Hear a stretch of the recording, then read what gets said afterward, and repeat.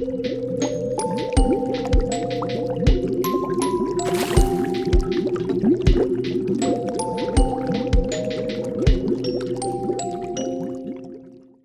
this point, I'm sure everyone is well aware of the Florida man stereotype and have seen at least some of the many insane headlines associated with Florida.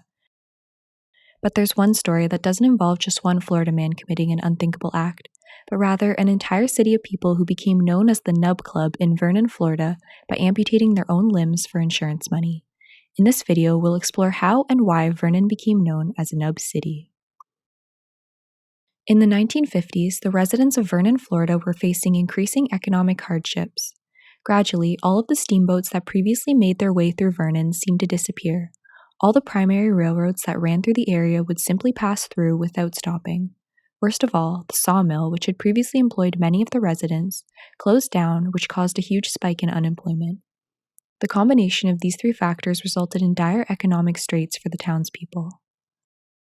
No one is certain who exactly the founder of the Nub Club is, or whether the amputation that started it all was an accident that inspired others to follow suit, or a purposeful and desperate attempt to stay afloat during hard times. Regardless, it can be deduced that at some point in the 1950s, someone had a limb amputated and was compensated through their insurance, which started somewhat of a trend in Vernon as word began to spread about the payout. In a 1972 New York Times article, investigator Joe Healy describes how he believes this phenomenon of self-amputation and insurance fraud started. One guy gets away with it and he collects, Healy says. Then he tells a friend about it and he goes and does the same thing but takes out a bigger policy, and so on. Healy investigated some of the insurance claims from Nub City. At the time of the article, it was stated that about a dozen of the town's 500 or so inhabitants were missing feet, arms, hands, or eyes as a result of a 3-year orgy of self-maiming that started with a claim for about $5,000 and petered out with one around the $300,000 level. Adjusted for inflation, this would start out at about $53,000 and go up to $3.2 million. Other sources purport that by the 1960s, the town's population was about 700, with approximately 50 of those residents being Nub Club members who had self-amputated one or more of their limbs. There were numerous methods of amputation reported, including hunting and farming accidents. The vast majority of amputations were performed via shotgun, but even more shockingly, there were a few who managed to slice and saw off their own limbs, which would be unimaginably painful.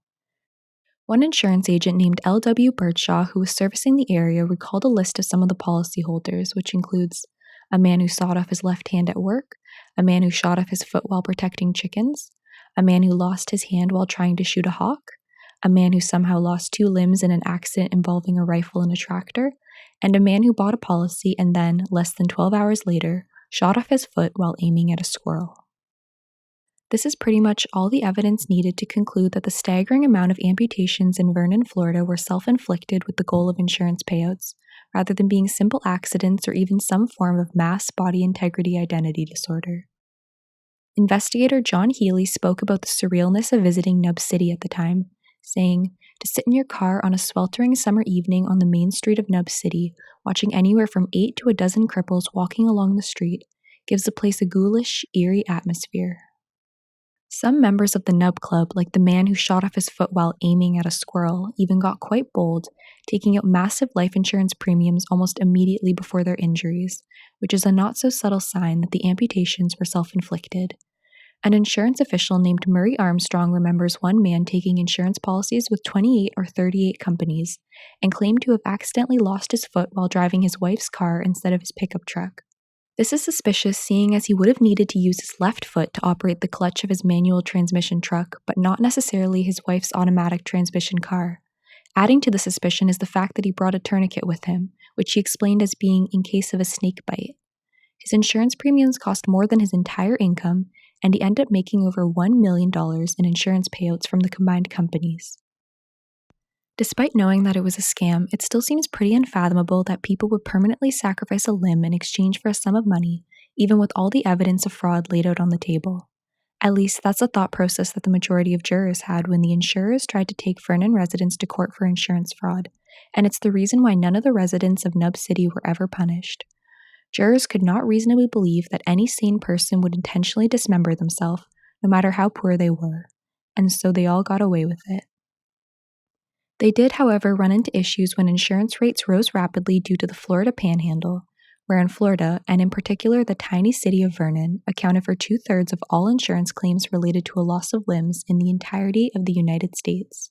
Initially, this did little to slow the rate of amputations, but eventually, after Joe Healy found evidence of fraud, the insurance premiums skyrocketed, and some insurers even refused to offer their service to people considered to be within the Florida Panhandle. This is not the end of the story, however. The scam may be over, but this strange, grim chapter of history was reopened in the 1980s by filmmaker Errol Morris.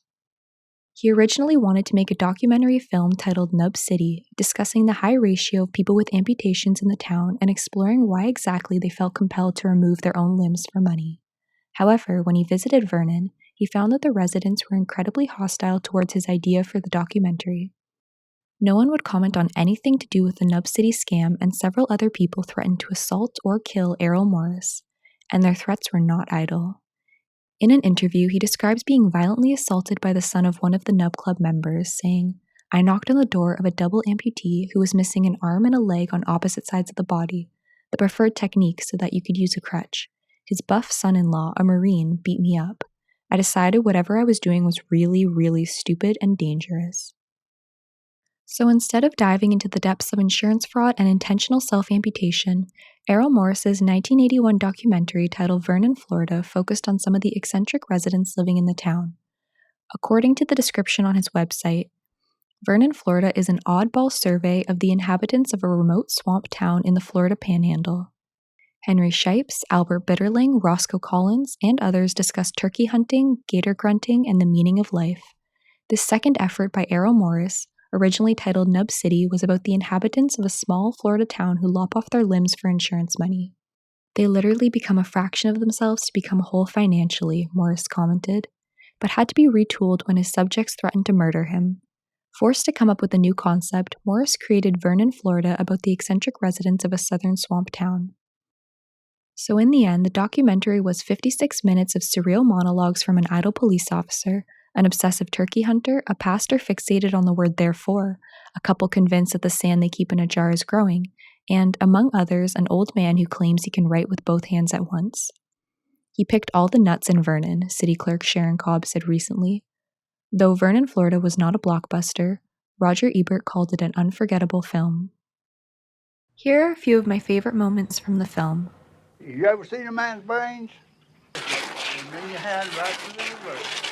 Then they just pick up your pistol and go and shoot just a week in the eye. Now this here is a gopher. He's not a turtle. I done had my gun on him, you know. And when he got up there, he was walking a little too fast to shoot him because I wanted a sure shot. And what I done, I just whistled. And he stopped, and he looked, and when he looked up, that was the end of it. Pow. And that's him right there in the middle with about 11-inch beard. The closer you get on him, you want to make the kill so bad. It's in your blood. I traveled along the road, with a fella in the car, of course. And I was looking and I said, "Hey, Barney, you see that water over there?" And he says, "Yeah." So then we come right up to it and there was no water there. That was just a mirage. See, now I had just a little bit of this in this jar whenever I brought it out. And now you see my jar is nearly full. It grows, it crawls. It crawls up the side of the jar, you see. I reckon it's gonna fill up the jar. In 2 more years, it will fill up this jar. They say it grows 14 feet a year out towards the town where Billy the Kid got killed. They say it'll cover that town in a year to come. And in this century, they say less than 100 years it can Cover that town. Town up, that desert, eat it up. One last strange event in Vernon's history was in 1984. According to the Associated Press, the city council in Vernon was having a meeting regarding firing their only police officer. As a former schoolteacher spoke in protest, council president Narvel Armstrong gavelled him down and adjourned the meeting. The next part would be hard to believe if it weren't on tape. A cameraman for WMBB in Panama City happened to be there, And his footage shows Armstrong, then 46, a slight woman with a white blouse and a helmet of brown hair, walk past another woman and backhand her in the head. You see a barefoot young man join the fight. He pins the teacher against the wall and stands over him.